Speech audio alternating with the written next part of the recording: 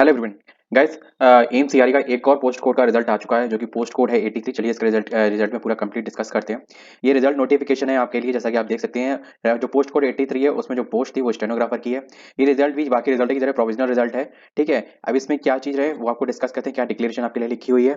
जैसा कि इसमें जो भी आपका स्किल टेस्ट हुआ था 27/12 के बीच में, 30/12 के बीच में हुआ था जो टाइपिंग टेस्ट हुआ था, स्किल टेस्ट। ठीक है, जो कि डेट 28 फिर 29 फिर 30 तक उन्होंने धीमे धीमे करके कर दी थी, किसी भी कारणवश इन्होंने बढ़ा दिया था डेट वन, लेकिन डे बाई डे बढ़ाई थी। मैंने आपको रेगुलर डेट दिया था, लेकिन कुल 83 इसमें कैंडिडेट इन्होंने सेलेक्ट किए हैं। इस पोस्ट का पोस्ट कोड भी 83 है और पोस्ट भी 83 ही है ना। जो कुल 83 कैंडिडेट सेलेक्ट किए गए हैं।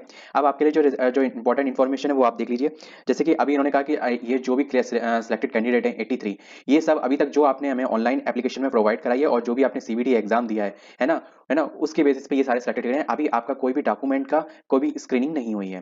ठीक है, तो ये चीज आप ध्यान रखें, तब तक आपका कोई भी जो रिक्रूटमेंट है वो कंफर्म नहीं है ना। आप रिजल्ट के ऊपर भी आप देख सकते हैं, जो रिजल्ट नोटिफिकेशन में ऊपर लेफ्ट साइड राइट साइड में लिखा है प्रोविजनल। ठीक है, तो इसका मतलब ये अभी सिलेक्टेड कैंडिडेट है। आपको क्या करना है इस रेस्पेक्टिव एम, जैसे फॉर एग्जाम्पल रोल नंबर 5 वाले रैंक 5 वाले कैंडिडेट को, है ना, एम्स ऋषिकेश मिला, या जिसको भी एम्स ऋषिकेश जोधपुर रायबरेली जो भी एम्स बठिंडा जो भी मिला है उस रेस्पेक्टिव एम्स पे जाना है। क्या लेके जाना है, मैंने एक डीवी लेटर डिस्कस किया था, है ना, तो उसमें जो रेस्पेक्टिव डॉक्यूमेंट थे, है ना, तो वो आपको लेके जाने हैं बट 1 to 1, क्योंकि जो डीवी लेटर में लिखा होगा वो फाइनल, उसमें इंडिविजुअली ही चीजें लिखी गई थी। अब इस नोटिफिकेशन में आपके लिए क्या लिखा है, इस नोटिफिकेशन जैसे कि आपके लिए जो भी आपको रेस्पेक्टिव डॉक्यूमेंट है वो लेके जाने, ये लिखा हुआ है। दूसरा ओबीसी और एनसीएल सर्टिफिकेट के लिए और ईडब्ल्यू सर्टिफिकेट जो डिक्लेरेशन है वो आप देख लीजिए। आपका जो इशू पीरियड होना चाहिए वो 1/4/2023 के बाद का होना चाहिए। ठीक है, और एक और चीज है, इसके बीच का अगर होगा 1/4/2023 और 31/3/2024 के बीच में होगा तभी वो वैलिड होगा, वरना इससे पहले का होगा दैट इज नॉट वैलिड। ठीक है, देखो साफ साफ लिखा है before and after that is not valid. अब नेक्स्ट बात करते हैं, यानी कि candidate applying for OBC category must भी, मतलब क्रीमी लेयर में हो, नॉन क्रीमी लेयर, है ना, नॉन क्रीमी लेयर में हो तभी वो वैलिड होगा। और जो भी डिक्लेरेशन वगैरह जो भी आपकी गाइडलाइंस होती है एक्ट वगैरह उसके थ्रू फॉलो सब कुछ होना चाहिए। और उसमें लिखा होना चाहिए सेंट्रल गवर्नमेंट इंस्टीट्यूशन पोस्ट, ठीक है, एम्प्लॉयमेंट या for the central government jobs. ठीक है, ये सब लिखा होगा सेंट्रल वाले में। ठीक है, नेक्स्ट अब बात करते हैं कि बाकी अगर कुछ भी आपका मिसलीडिंग पाई जाती है तो एम्स आपका कैंडिडेट कैंसिल कर सकती है। नेक्स्ट बात कर लेते हैं ईडब्ल्यूएस के लिए। ईडब्ल्यूएस के लिए क्या है, इनके लिए भी देखो फाइनेंशियल ईयर जो इसमें कैलकुलेट किया जाएगा वो आपको जैसे 22-23 कैलकुलेट किया जाएगा, और जो आपका सर्टिफिकेट इशू डेट होगी वो 1/4/2023 के बाद की होनी चाहिए। ठीक है, और उसके बट नॉट और 31/3/2024 से पहले की, वो तो ऑब्वियसली उससे पहले की होगी, लेकिन 1/4/2023 के बाद, है ना, इस चीज का ध्यान रखना। तो इसका मतलब ये है जब इस डेट के बाद आपको इशू होगा या इस डेट को इशू होगा तो आपको जो फाइनेंशियल काउंट किया जाएगा वो 22 और 23 का काउंट किया जाएगा। ठीक है, तो इस चीज का आपको ध्यान रखना है, तभी आपका वैलिड माना जाएगा। बाकी इससे पहले का, है ना, और इसके बाद का तो होगा ही नहीं, तो इससे पहले का आपके लिए वैलिड नहीं माना जाएगा, ये चीज आप देख लीजिए। ठीक है, तो produce a valid EWS certificate will not be consider. अगर वो आपको आप एक वैलिड सर्टिफिकेट प्रोड्यूस करने में फेल होते हैं then will not be consider for the reservation under this category, आपको यूआर कैंडिडेट के थ्रू लिया जाएगा। लास्ट इसमें कि जैसे कि अगर कुछ भी चीज इनवैलिड पड़ जाती है तो एम्स कैंडिडेट को डिसअलाउ कर सकते हैं। बस ओबीसी और ईडब्ल्यूएस में केवल एक डिफरेंस है कि अगर आपका ओबीसी सर्टिफिकेट अगर नहीं मिला, है ना, जैसे कि ओबीसी सर्टिफिकेट फॉल्स पाया गया, है ना, ये लिखा should be clear, OBC certificate should clearly show the applicant does not belonging to creamy layer. ठीक है, उसमें साफ साफ होना चाहिए। ठीक है, इसमें ऐसा कुछ भी नहीं लिखा, जैसे फॉर एग्जाम्पल अगर आपका सर्टिफिकेट पुराना है या फिर इससे पहले का है तो आपको एज ए यूआर कैंडिडेट में कंसीडर किया जाएगा। लेकिन केवल ईडब्ल्यूएस वालों के लिए फैसिलिटी है कि अगर उनका ईडब्ल्यूएस सर्टिफिकेट पुराना है तो उनको यूआर में आपको आप एज ए कैंडिडेट में है, आपका कैंडिडेट कैंसिल नहीं किया जाएगा, पर ओबीसी में नहीं है ऐसा। नेक्स्ट आपके लिए जो भी आपके सर्टिफिकेट आप लेके जाएं, OBC EWS SC ST PWD, वो और एलिजिबिलिटी क्राइटेरिया वाले सारे डॉक्यूमेंट, ठीक है, अगर आप फेल होते हैं प्रोड्यूस करने में तो आपका कैंडिडेचर कैंसिल हो जाएगा। नेक्स्ट पॉइंट आपके लिए कैंडिडेट, देखो आपके कौन कौन से डॉक्यूमेंट है वो अभी मैं आपके आगे बताता हूँ।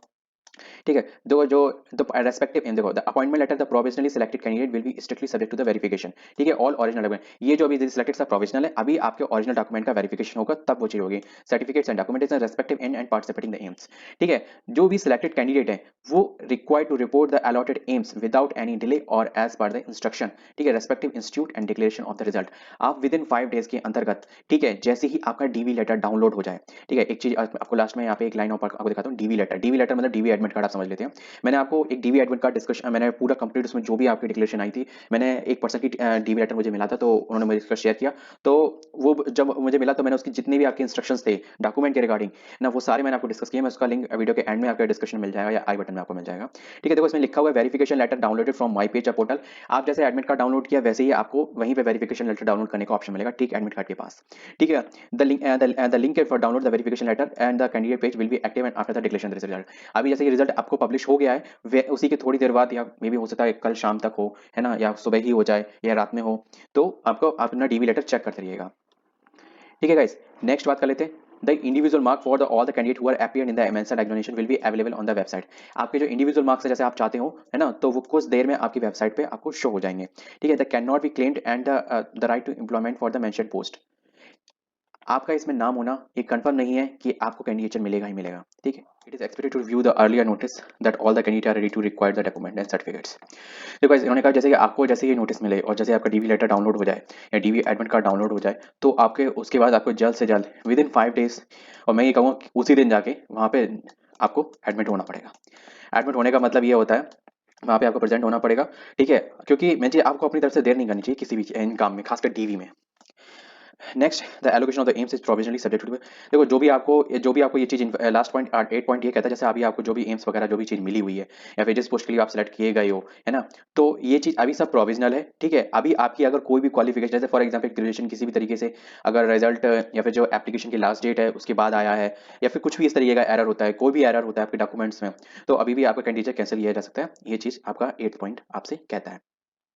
बस, और फिर लास्ट ये बात है कि सारी चीज़ें और सारे राइट्स एम्स के पास ही रिजर्व हैं, वो आपका चाहे कैंडिडेट कैंसिल कर सकते हैं। ठीक है, तो इस पॉइंट में लेके जाना अपने डॉक्यूमेंट, आप जो भी कैटेगरी के हो, कोई भी पोस्ट के हो, है ना, किसी भी तरीके का आपने रिलैक्सेशन रिजर्वेशन आपने कुछ भी लिया हो, है ना, तो और आपकी जितनी भी एलिजिबिलिटी वाली ग्रेजुएशन 10 12 और आपके जो भी आपके डॉक्यूमेंट है उसमें कुछ भी मिसमैच नहीं होना चाहिए, ये भी चीज़ का आपका ध्यान रखना। जैसे फॉर एग्जाम्पल आईडी भी आप वही लेके जाना जो भी इसमें आईडी प्रपोज करें आप, जिसमें आपकी डिटेल आपकी 10th की मार्कशीट से मेल खाती हो, लाइक आपका नाम, father's name and date of birth. ठीक है, नेक्स्ट बस इस वीडियो में बस इतना ही है। आप फटाफट से जो भी इसमें सेलेक्टेड कैंडिडेट हैं उन सभी 83 कैंडिडेट के मेरी तरफ से कांग्रेचुलेशंस। ठीक है, ये पोस्ट कोड मैं आपको बता दूं, स्टेनोग्राफर की पोस्ट थी। ठीक है, इसका जो स्किल टेस्ट हुआ था वो 27 से 30 तारीख के बीच में हुआ था, और जो एग्जाम हुआ था वो 18 तारीख को मॉर्निंग शिफ्ट में, 18 तारीख को इवनिंग शिफ्ट, और 20 तारीख की इवनिंग शिफ्ट में हुआ था। ठीक है, फिर उसके सिलेक्टेड कैंडिडेट इसमें बुलाए गए, फिर इसके सिलेक्टेड कैंडिडेट की शॉर्ट लिस्टेड कैंडिडेट की नीचे लिस्ट दी गई है स्किल टेस्ट के बाद। तो गाइस कमेंट बॉक्स में बताइए अगर आपको कोई भी इन्फॉर्मेशन चाहिए, और हाँ, डीवी एडमिट कार्ड के ऑथेंटिकल डीवी एडमिट कार्ड में आपको क्या क्या डॉक्यूमेंट लेके जाने हैं वो मैंने उसमें डिस्कस कर दिया है। वीडियो मैं लास्ट में पिन कर दूंगा या फिर आपको लास्ट में मिल जाएगा एंड स्क्रीन पे। जय हिंद।